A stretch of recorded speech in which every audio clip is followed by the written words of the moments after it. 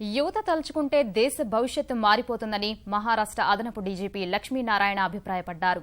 దేశానికి పునర్వైభవం తీసుకొచ్చే సత్తా వారికే ఉందని స్పష్టం చేశారు. సంగారెడ్డిలోని గీతం విశ్వవిద్యాలయంలో జరిగిన కార్యక్రమంలో ఆయన పాల్గొన్నారు. పలు విషయాలపై విద్యార్థులకు అవగాహన కల్పించారు. దేశం అభివృద్ది చెందాలనే కోరికతోనే ఖాళీ సమయాన్ని యువత కోసం కేటాయిస్తున్నానని అంటున్న లక్ష్మీనారాయణతో మా ప్రతినిధి ముఖాముఖి. వివి లక్ష్మీనారాయణ అంటే అందరికీ తెలియకపోవచ్చు. అదే జేడీ లక్ష్మీనారాయణ అంటే తెలియని వారు ఎవరూ ఉండరు. తన హోదానే ఇంటి పేరుగా మార్చుకున్న ఐపీఎస్ అధికారి లక్ష్మీనారాయణ. అవినీతి పరులకు సింహస్వప్నం, యువతకి ఐకాన్. సిబిఐకి మంచి గుర్తింపు తేవడం కాకుండా సిబిఐ తలుచుకుంటే ఏదైనా చేయగలదని నిరూపించిన పోలీస్ అధికారి. ఆయన అడిగి మరిన్ని విషయాలు తెలుసుకుందాం.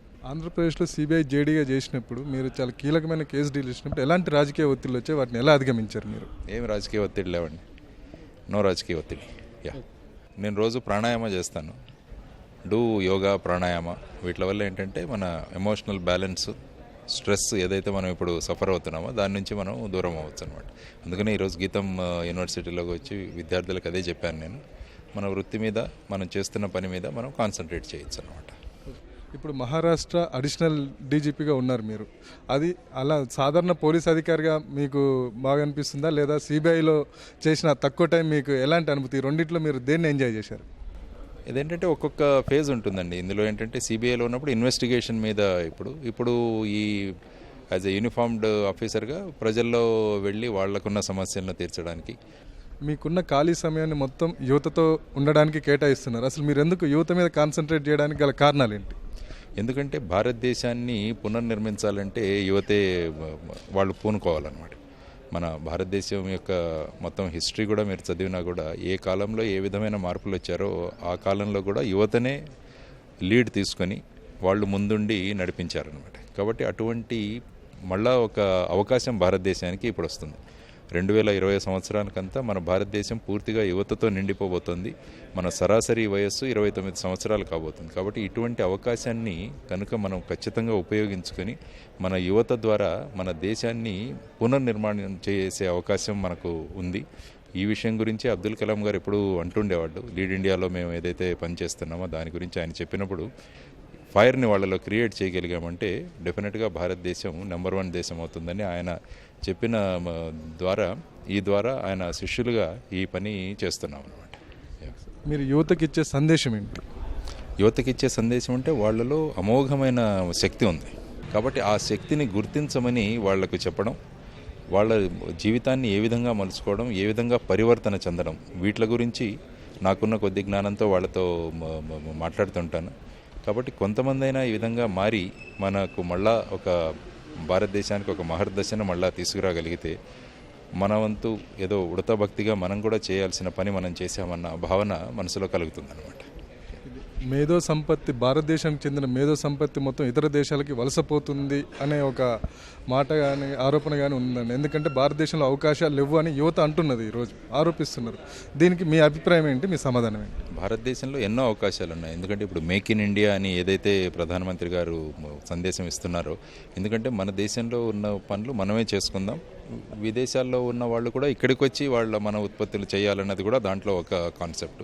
ముఖ్యంగా ఈరోజు గీతం యూనివర్సిటీలో ఏ విధమైతే ఇక్కడ ఇన్నోవేషన్ ల్యాబ్ కానీ మిగతా ఈ టెక్నాలజికల్ ల్యాబ్స్ కానీ డెవలప్ చేశారో దాని ద్వారా ఏంటంటే చాలామంది పిల్లలు ఇక్కడే తయారు చేస్తున్నారు. అన్ని విషయాలు వాళ్ళు నేర్చుకుని ఇక్కడే తయారు చేస్తున్నారు. కాబట్టి ఇటువంటి మార్గం ద్వారా ఖచ్చితంగా మన దేశంలో ఉన్న ఆపర్చునిటీస్ ఇంకా మనం పెంచుకోవచ్చు. ఆ అవకాశాలు ఉన్నాయి మనకి, ఆ అవకాశాలు అద్భుతంగా ఉన్నాయి. ఆ అవకాశాలకు తగిన విధంగా మనం ఎదగాలి. మన ఆలోచన విధానం మార్పు చెందాలి. మనకున్న చుట్టుపక్కల ఉన్న విషయాల్లో మనం ఏ విధంగా మనం చేయగలం అన్నది కూడా విద్యార్థుల్లో ఆ విధమైన ఆలోచనలు కనుక మనకు రేకెత్తింపజేయగలిగితే వాళ్ళు ఖచ్చితంగా ఇక్కడ ఉండి వాళ్ళు తయారు చేసుకోగలరు. బయటికి వెళ్ళినా కూడా అక్కడ విషయాలు నేర్చుకుని మళ్ళీ మన దేశానికి ఉపయోగపడే వాళ్ళలాగా వాళ్ళు తయారవుతున్నారు అనమాట. కాబట్టి ఇదంతా it is ultimately going to be useful to the nation. Police ఉన్నతాధికారిగా మీ వృత్తిగతంగా చాలా బిజీగా ఉంటారు. దాంతోపాటు మీ ఖాళీ సమయాన్ని ఇంకా సమాజ సేవ కొరకు చేస్తున్నారు. వీటితో పాటు మీ ఫ్యామిలీని కూడా ఎలా బ్యాలెన్స్ చేసుకుంటున్నారు, ఎలా చేయాలని ఇతరులకు సూచిస్తారు మీరు? అంటే ఏంటంటే మనం ఉన్న టైంలో అక్కడ 100% దాంట్లో కనుక మనకు పెట్టుకుంటే అది క్వాలిటీ టైం అవుతుంది అనమాట.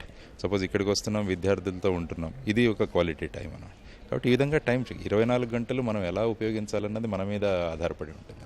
కాబట్టి ఆ విధంగా it is a fine balancing చేసుకుంటూ వెళ్తున్నాను, ఎందుకంటే ఇది ప్రయారిటీ. మీరు ఈరోజు చాలామంది యువతకి ఇన్స్పిరేషన్. మీకెవరు ఇన్స్పిరేషన్? మాకు ఇన్స్పిరేషన్ నేను చెప్తుంటానని అమ్మా నాన్నలు ఇన్స్పిరేషన్, ఉపాధ్యాయులు ఎవరైతే మాకు జ్ఞానాన్ని ఇచ్చారో వాళ్ళు.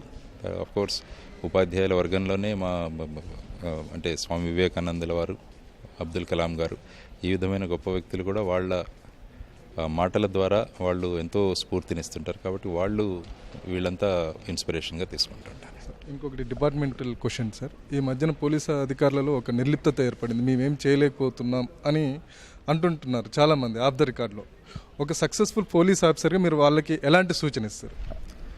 ఏం లేదు, మనకేంటంటే జ్ఞానాన్ని మనం చేయగలం. ప్రతి ఒక్క విషయం అట్లే ఇంపాసిబుల్ అని అనుకోవాల్సిన, నిరుత్సాహపడాల్సిన అవసరం లేదు. కాబట్టి ఉన్న పరిధిలో మనం ఏ విధంగా మనకున్న అవకాశాలతో, మనకున్న నైపుణ్యాలతో మనం ఏ విధంగా ఉపయోగపడమన్నది ఆలోచిస్తే ఏ విధమైన డిప్రెషన్కు లోనవ్వాల్సిన అవసరం లేదని నాకు అనిపిస్తుంది. భారతదేశానికి అపారమైన యువత శక్తి ఉందని, ఈ యువత తలుచుకుంటే భారతదేశాన్ని ఇంకా ముందుకు తీసుకెళ్తుందని సిబిఐ మాజీ జేడీ లక్ష్మీనారాయణ అభిప్రాయపడుతున్నారు. అంతేకాకుండా వృత్తిలో ఎవరికి భయపడాల్సిన అవసరం లేదని, తనకి ఆదర్శం తన తల్లిదండ్రులు, ఉపాధ్యాయులు తనకి ఆదర్శమని, వారి ప్రోత్సాహంతో, వారి స్ఫూర్తితో ఈ స్థాయిలో నిలిచానని చెబుతున్నారు. కెమెరామెన్ ఉమామహేశ్వరరావుతో క్రాంతి కుమార్, ఈటీవీ న్యూస్.